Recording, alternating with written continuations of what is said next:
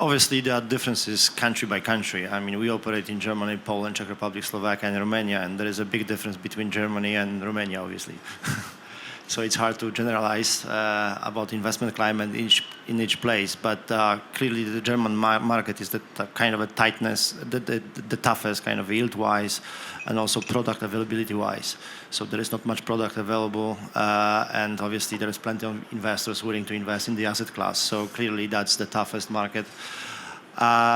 Romania, obviously, on the other side, is the less liquid out of all the places we work. There is very good demand on the customer side, but still kind of liquidity is a question mark. It's obviously a bit tough.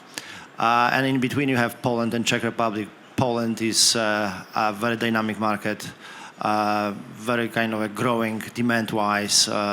Take-up is amazing. Obviously, there is also supply. So from time to time, there are imbalances which are putting some investors on hold. But overall, in the long run, this is the place to be.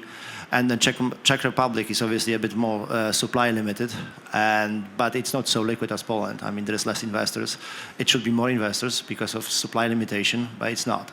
So, and Czech Republic is also a greatly located kind of in terms of kind of a location towards Western Europe. It's kind of almost like piece of Germany with much more efficient labor force cost-wise. So there are different dynamics in each place, but the appetite from investors is there. The appetite from investors is there. Obviously, the easiest and the most liquid asset is obviously long lease covenant deal of substantial size, but this is obviously liquid everywhere.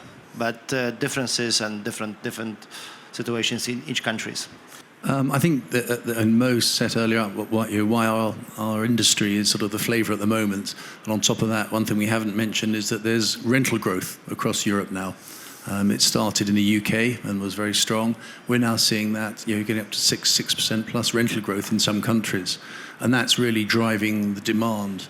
And if you look at what's the opportunity cost of not doing us, it not being in warehousing, it's to put your money in the bank or other sectors, and we're the best performing sector at the moment.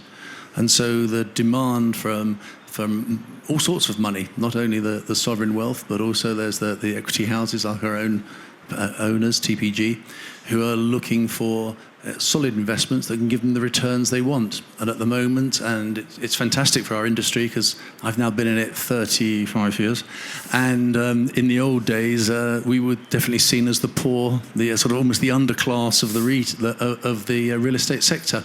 And now that's changed, and the fact that there's this many people, this is the most I've seen in one of these in the last few years, but that shows the interest in this sector. It's been brought about by people now understanding from e-commerce that warehouses, everything you touch, wear, feel, everything is gone through a warehouse. And that's part of the reason there's a knowledge now of what is a warehouse. It's not just an ugly box. We're not ugly, is what we say in our buildings, but it is a box. And people understand what it is. Investors understand that the returns are great. They understand there's low capex. They can now see rental growth. And so I agree 100% with what Mo said earlier, that there's probably another 0.5% to come in the next 12 months on yields.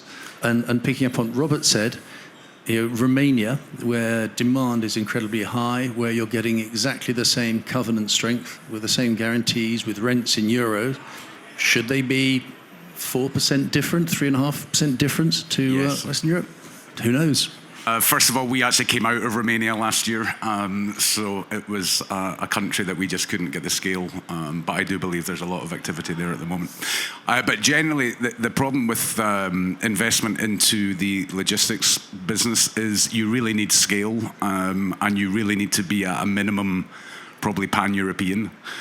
So to invest in a single logistics building is challenging, and with people like Mo hoovering up whatever it was, 14 million square meters in a few years, there's not that many opportunities actually to buy product.